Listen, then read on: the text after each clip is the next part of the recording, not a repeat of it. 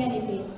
Inilunsad kahapon sa isang mall sa lungsod ng Legazpi ang Yaman ng Kalusugan o YAKAP program ng Philippine Health Insurance Corporation o PhilHealth Bicol. Sa ilalim ng programa, babantayan ng kanilang YAKAP clinics ang kalusugan ng kanilang mga miyembro. Mas pinalawak na rin ito ang mga libreng laboratory tests at cancer screening tests na sakop ng PhilHealth gaya ng mammogram at colonoscopy. Mula 55, 75 gamot na rin ang sakop ng PhilHealth. Pinupursige din ng ahensya na makapag-digitalize na para mas mapabilis ang pagproseso ng registration at konsultasyon.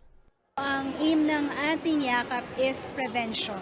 Before pa man po tayo magkasakit ay mayroon ng mag-aalaga sa atin na yakap facility or clinic para hindi na po lumala ang ating sakit kung meron man tayong sakit. Isa sa mga nakapagparehistro na sa programa ay ang manggagawang si Nanay Anisha na nagtatrabaho sa naturang establishmento.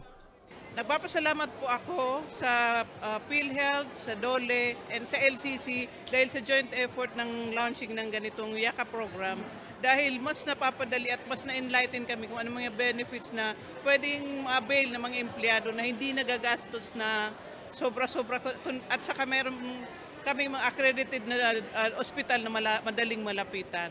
So through this orientation, through this launching, marami kami na-aware kung ano yung mga pwede namin i-avail sa PhilHealth. Layunin ng programa na tulungan ang kanilang mga miyembro na mapangalagaan ang kanilang kalusugan at maiwasan ang sakit lalo na ng mga manggagawang Pilipino. Nakibahagi rin sa naturang aktibidad ang Department of Labor and Employment. Ayon kay Dolly Bicol Director Imelda Gatinaw, malaking tulong ang programa para masiguro ang kalusugan ng mga manggagawa sa buong rehiyon. Every worker will know that the YAKAP program is for you.